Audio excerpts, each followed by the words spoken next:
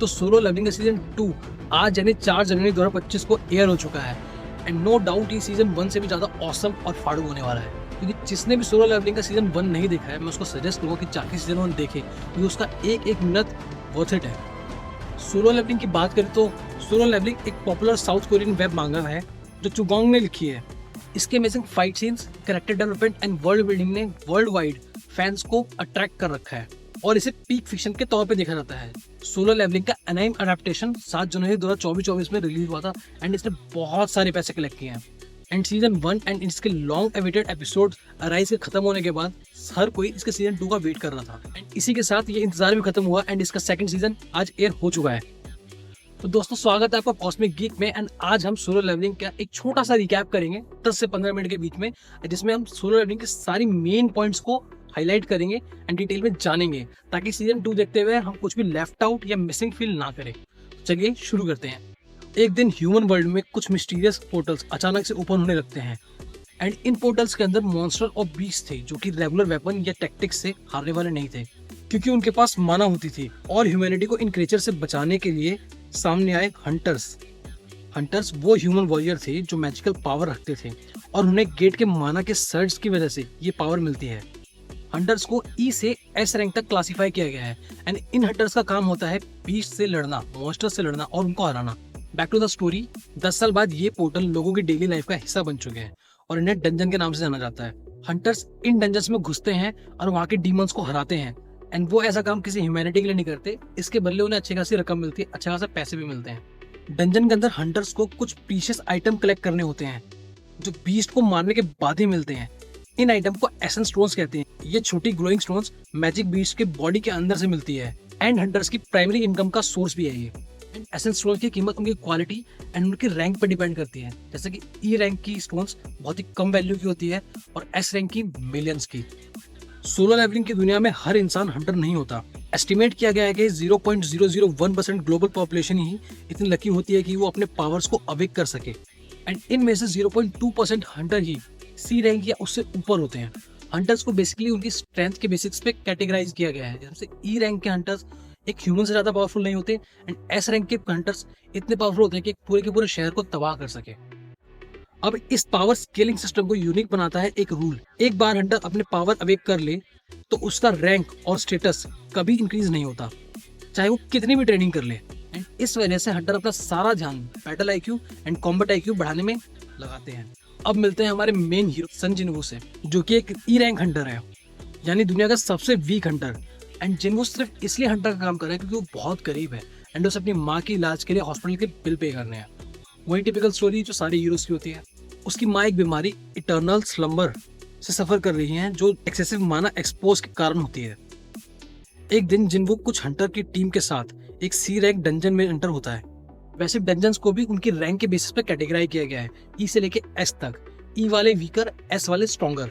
And एक dungeon का gate तब तक बंद नहीं होता जब तक उसके अंदर का बॉस मर नहीं जाता। एंड अगर बॉस 7 दिन के अंदर डिफीट नहीं होता तो एक डंजन ब्रेक होता है एंड डंजन के अंदर से मॉन्स्टर्स बाहर आ जाते हैं और पीपल्स पे हमला करने लगते हैं। डंजन में एंटर करने के बाद उन्होंने वहाँ के बॉस को तो हरा दिया, पर उन्हें वहाँ पे एक और डंजन मिला। आई नो ये थोड़ा सा कंफ्यूजिंग है, बट एक डंजन के अंदर दूसरा डंजन हो सकता है और इसे डबल डंजन कहते हैं। ये हंटर की टीम क्यूरियोसिटी के चक्कर में उस डंजन में तो घुस जाती है। जब तक ये लोग समझते हैं कि वो एस रैंक का डंजन है, तब तक देर हो चुकी होती है और वो डंजन के गेट्स बंद हो जाते हैं और ये वहाँ पे फंस जाते हैं। एंड यहाँ हम मिलते हैं एक मिस्टीरियस एंटिटी से जिसे एब्सोल्यूट बीइंग कहा जाता है। एंड अगर आपको एब्सोल्यूट बीइंग के बारे में जानना है तो मुझे कमेंट्स बताना, मैं उसके बारे में एक प्रॉपर वीडियो बना दूंगा। डबल डंजन के अंदर स्टैचूज हंटर्स को मारना शुरू कर देती हैं, लेकिन जिनवू अपने दिमाग का यूज करके स्टोन टैबलेट्स को समझता है और किलिंग रुक जाती है। उस सी रैंक की टीम में से काफी सारे लोग भाग जाते हैं एंड जिनवू और कुछ लोग वहां पे बच जाते हैं। एंड उस डंजन में जिनवू अपने आप को सैक्रिफाइस करके अपने दोस्तों को बचा लेता है। अपनी आखिरी सांस लेने से पहले एक मिस्टीरियस सिस्टम जिनवू को प्लेयर बनने का मौका देता है एंड ऑब्वियसली जिनवू जिंदा रहने के लिए उस ऑफर को एक्सेप्ट कर लेता है एंड वो उसके सिस्टम का एक प्लेयर बन जाता है। एंड यहाँ से उसकी न्यू स्टोरी शुरू हो जाती है। जिनवू हॉस्पिटल में उठता है पर कोरियन हंटर गिल्ड के इंस्पेक्टर उसे इंटेरोगेट करते हैं क्योंकि उन्हें शक होता है कि शायद जिनवू की डबल अवेकिंग हुई है। एंड अगर आप डबल अवेकिंग के बारे में नहीं जानते तो समझिए कि जब एक हंटर अपने पावर को अवेक करता है तो उसका रैंक और उसका माना फिक्स्ड होता है और वो कभी चेंज नहीं होता। कुछ रेयर केसेस में एक हंटर दोबारा अपने पावर को अवेक करता है जो उसकी रैंक और उसकी पावर बढ़ाते हैं। इसी को डबल अवेकिंग कहते हैं। इंस्पेक्टर जिन्हो का एक टेस्ट लेता है जिसमें कि वो फेल हो जाता है। एक्चुअली इंस्पेक्टर ये चेक करना चाहता है कि क्या जिन्हो की पावर दोबारा अवेक हुई है, पर क्योंकि जिन्हो की पावर अभी भी उसी लेवल पे होती है तो इंस्पेक्टर वहां से जिन्हो को छोड़ के चले जाते हैं। एंड यहीं से ये स्टोरी और ज्यादा इंटरेस्टिंग होनी शुरू होती है। जिन्हो एक मिस्टीरियस गेमिंग सिस्टम को अनलॉक करता है जो उसे डेली टास्क देता है, जो कि उसे उस दिन के अंदर अंदर करने होते हैं। एंड अगर वो इन टास्क को डेली टाइम पे कंप्लीट नहीं कर पाता तो इसकी उसे पनिशमेंट भी मिलती है। जैसे हमने एपिसोड 3 में देखा, जब उसने अपना पहला डेली क्वेस्ट कंप्लीट नहीं किया था तो उसे एक डेजर्ट में ट्रांसफर कर दिया गया, जहां उसे एक बड़े मैजिक बीस्ट के साथ घंटों तक सर्वाइव करना पड़ा था। अब हर क्वेस्ट कंप्लीट करने के बाद जिन्हो को रिवॉर्ड्स मिलते हैं, जैसे इंक्रीज्ड स्ट्रेंथ, एबिलिटी, हाइट और इंटेलिजेंस। वो एक टोटल रिकवरी पोशन भी पाता है जो उसका स्टेमिना रिस्टोर करता है और उसे कंप्लीटली हील कर देता है। इस नए सिस्टम से जिन्हो को रियलाइज होता है कि उसके पास लेवल अप करने की एबिलिटी है, जो इसे सोलो लेवलिंग की दुनिया का इकलौता हंटर बनाती है जिसके पास ये पावर है। इस अपॉर्चुनिटी को समझते हुए जिन्हो डिसाइड करता है कि वो अपने डेली टास्क को हर दिन कंप्लीट करेगा और अपना स्टेटस बढ़ाएगा। इसी प्रोसेस में वो एक स्पेशल डंजन का एक्सेस अर्न करता है जो सिर्फ उसके लिए होती है, थैंक्स टू ए की जो उसे एक डेली टास्क पूरा करने के बाद मिली थी। इंस्टेंट डंजन में एंटर करने के बाद जिन्हो मल्टीपल गॉब्लिन्स के अगेंस्ट लड़ता है और रियलाइज करता है कि उसकी ट्रेनिंग काफी इफेक्टिव हो रही है, क्योंकि उसकी स्ट्रेंथ, रिफ्लेक्सेस और एबिलिटीज अब कंप्लीटली डिफरेंट हो चुकी है। गॉब्लिन को डिफीट करने के बाद जिन्हो लाइकन बीस्ट से लड़ता है जो उसके स्टैट्स को और भी ज्यादा इंक्रीज कर देता है। उस मोमेंट पर जिन्हो डंजन से ट्रांसपोर्ट स्टोन का यूज करके निकल सकता था, जो कि उसने लाइकन बीस्ट को डिफीट करके अर्न की थी, लेकिन वो और आगे एक्सप्लोर करने का डिसाइड करता है और डंजन के अंदर वो एक बॉस से फेस टू फेस होता है जिसका नाम है ब्लू वेनम फेंज कसाका। एक मोस्टली वन साइडेड फाइट के बाद जिन्हो अपने हाथों से कसाका का गला काट देता है, थैंक्स टू उसके increase strength stats. Dungeon boss को डिफीट करने के बाद जिन्हो अपना पहला वेपन प्राप्त करता है, एक डैगर, जो उसके एनिमीज को पैरालाइज और उसके माना को ड्रेन कर सकता है। एंड यहाँ से गॉड टियर हंटर का जन्म होता है। एंड सिर्फ 5 एपिसोड में जिन्हो इतना लेवल अप कर जाता है कि वो पहचान में नहीं आता। एक छोटा, पतला, फिजी हेयर वाला कॉमन इंसान टॉल, हैंडसम एंड मस्कुलर बंदा बन चुका है। एंड उसका ट्रांसफॉर्मेशन इतना जबरदस्त है कि एक नर्स बिना मांगे उसको अपना नंबर भी दे देती है।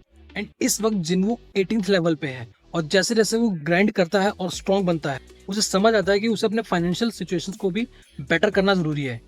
इसलिए वो नए डंजन्स के रेट्स ढूंढना शुरू करता है। जिन्हो एक हंटर की जो हैंग डंग शुंग लीड कर रहा था, उस ग्रुप को एक सी रैंक का डंजन क्लियर करने की 2 लोगों की और जरूरत थी।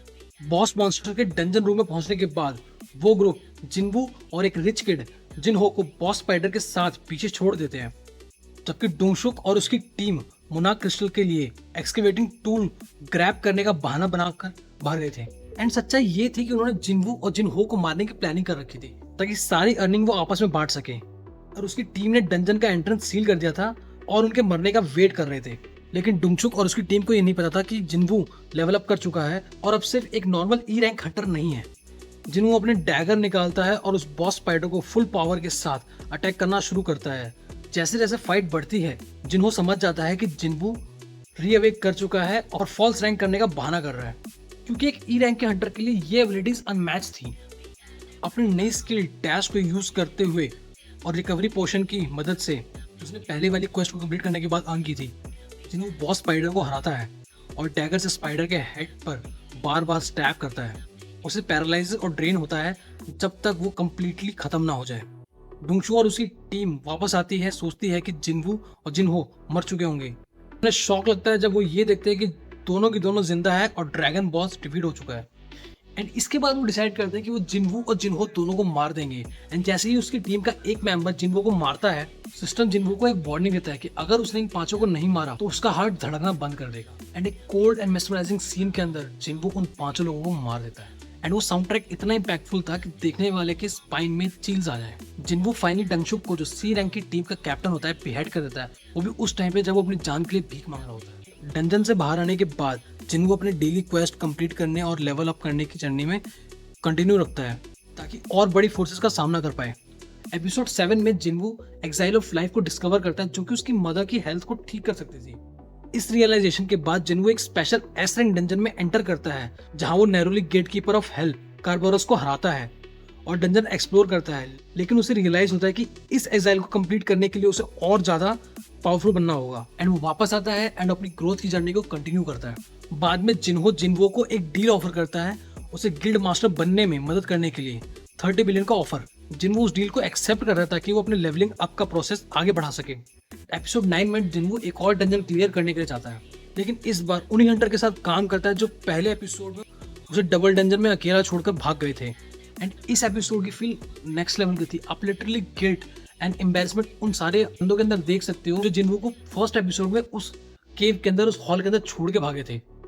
एंड उस पुराने टीम के हंटर के साथ हंटर एसोसिएशन का एक टॉप बी क्लास का हंटर कैंग एंड कुछ कन्विक्ट भी होते हैं जो कि अपने क्राइम की पनिशमेंट कम करने के लिए डंजन के अंदर जा रहे होते हैं। अपनी पनिशमेंट कम करने के लिए कुछ कन्विक्ट्स इस मिशन पर आए थे, लेकिन एपिसोड के दौरान ये रिवील होता है कि कैंग मर्डरस साइकोपैथ है। तो इंसानों को मारने में मजा आता है। कैंग ने सिर्फ क्रिमिनल्स को नहीं, काफी सारे हंटर्स को भी मार रखा है, एंड वो भी सिर्फ अपने मजे के लिए। पर हमें बहुत जबरदस्त बैटल लगते हैं जिन्हो और कैंग के बीच में, जिसमें ऑब्वियसली बात है कैंग मारा जाता है। कैंग अपनी असैसिन बिल्ड के बावजूद जिन्हो के सामने टिक नहीं पाता, स्पेशली तब जब जिन्हो अपने मर्डरस इंटेंट स्किल का यूज किया, जिसकी वजह से कैंग के दिल में एक फाइनल ब्लो के साथ जिन्हो ने अपना डैगर घुसा दिया। कैंग को मारने के बाद जिन्हो की आइडेंटिटी हंटर एसोसिएशन के लिए ज्यादा सस्पिशियस हो गई, लेकिन लकीली मिस्टर चोई वहां थे जिसने जिन्हो का सीक्रेट थोड़ी देर के लिए सेव कर लिया। उस डंजन को कंप्लीट करने के बाद जिन्हो और जिन्हो अपनी पार्टनरशिप कंटिन्यू करते हैं, कई सी रैंक के डंजन क्लियर करते हैं। कि ये परफॉर्मेंस देखने के बाद व्हाइट टाइगर गिल्ड के एक हाई रैंकिंग के एम्प्लॉय शेंगमैन का ध्यान अट्रैक्ट करते हैं और जिन्हो को वो अपनी गिल्ड में रिक्रूट करने का ट्राई करता है, लेकिन जिन्हो अपनी स्मार्टनेस से सैंगमैन को मना लेता है और इसके साथ ही एक बोल्ड मूव करता है। उन डंजन के लिए डबल प्राइस पे करने के लिए मना लेता है जो वो ऑलरेडी छोड़ने वाले थे। मतलब जिन्हो एक तरह का स्कैम करता है एंड उन डंजन्स के लिए डबल पे कराता है जिनको वो स्किप करने वाले थे। थोड़े दिन बाद जिन्हो को सिस्टम से एक और नोटिफिकेशन मिलती है कि उसे एक स्पेशल डंजन में जॉब चेंज क्वेस्ट करनी होगी। कंडीशन ये होती है कि जितनी देर तक वो डंजन के बीस्ट के अगेंस्ट फाइट करेगा, उसे अच्छी जॉब मिलने के चांसेस उतने ही ज्यादा बढ़ जाएंगे। जिन्हो डंजन में एंटर करता है और ऐसे दुश्मनों का सामना करता है जो उसे उसकी अब तक की बैटल याद दिलाते हैं। फिर वो एक बॉस का सामना करता है जो उसने पहले कभी नहीं देखा होता है, एंड वो होता है इग्रिस, जो अब तक का सबसे पावरफुल, सबसे स्ट्रॉन्गेस्ट एनिमी होता है जिन्हो का। एंड जिन्हो एंड इग्रिस के बीच में पावर लेवल का गैप साफ साफ दिखता है। इग्रिस जिन्हो को इतना गंदा धोता है कि मतलब आप वो एपिक बैटल देख के बोलोगे सीरियसली ये एनाइम मस्ट वॉच है। एंड उसमें भी जब उनकी हाथों की बैटल होती है, मतलब जब इग्रिस और जिन्हो अपने सिर्फ हाथों से लड़ रहे होते हैं, तो वो बैटल तो बहुत ज्यादा एपिक है। तो जिन्हो ऑलमोस्ट मरने वाला होता है एंड ऑब्वियसली जिन्हो जैसे हमारा मेन कैरेक्टर तो वो मरेगा तो है नहीं, तो उस पूरी हाथों वाली बैटल के बाद जिन्हो अपने डैगर को इग्रिस के गले में डाल देता है। इग्रिस मर जाता है, लेकिन इग्रिस के मरने के बाद भी वो डंजन क्लोज नहीं होता एंड उसके बाद भी कई पोर्टल खुलने लग जाते हैं जिनमें से नाइट्स और मेक्स निकलने लगते हैं। जिन्हो इन सबको मारने लगता है, लेकिन इनका कोई एंड नहीं होता। वो एक मारता है, दो आते हैं, दो मरता है, चार आते हैं। जिन्हो उनको मारते मारते ऑलमोस्ट मरने वाला होता है एंड क्योंकि जिन्हो हमारा मेन कैरेक्टर वो मरेगा तो है नहीं, सिस्टम उसे दूसरी जगह टेलीपोर्ट कर देता है। एंड ये सिर्फ इसलिए होता है क्योंकि उसने अपना डेली क्वेस्ट कंप्लीट नहीं किया था और सिस्टम उसे पनिशमेंट में डिजर्ट में भेज देता है, जहाँ वो एक बार फिर से मल्टीपल जाइंट्स सेंटीपैड्स का सामना करता है। इस बैटल के थ्रू आउट वो लेवल अप करता है एंड अपना स्टैमिना रिस्टोर करता है। वापस डंजन में आने के बाद जिन्हो सारे नाइट्स एंड मैक्स को हराने में कामयाब हो जाता है एंड इसका रिजल्ट ये होता है कि उसका टाइटल चेंज हो जाता है और वो बन जाता है नेक्रोमैंसर। इसके साथ ही उसे बोनस पॉइंट भी मिलते हैं, तो उसकी जॉब और भी यूनिक एंड पावरफुल बन जाता है। अपग्रेड होने के बाद जिन्हो एक और शैडो मोनार्क बन जाता है, एक ऐसी शक्ति जो मरे हुए वॉरियर्स की सोल्स को अपने काम के लिए समन कर सकती है। एंड सीजन 1 के एंड में वो इग्रिस की सोल को एक्वायर करता है और अपने गिरोह में शामिल कर लेता है एंड उसका ये काम आइकॉनिक कमांड अराइज के साथ खत्म होता है। तो गाइज ये था सोलो लेवलिंग सीजन 1 का पूरा रिकैप। आई होप आप पूरी तरह से अपडेट हो गए होंगे और सीजन 2 देखते हुए आपको कोई भी दोबारा सीजन देखने की जरूरत नहीं पड़ेगी। एंड जिन पर्सन्स ने अभी तक सोलो लेवलिंग का सीजन 1 नहीं देखा है, मैं उनको बहुत ज़्यादा हाईली रिकमेंड करूँगा कि आप उसे देखो, क्योंकि भाई इस तरह से बताने में अलग चीज़ है और देखने में अलग चीज़ है।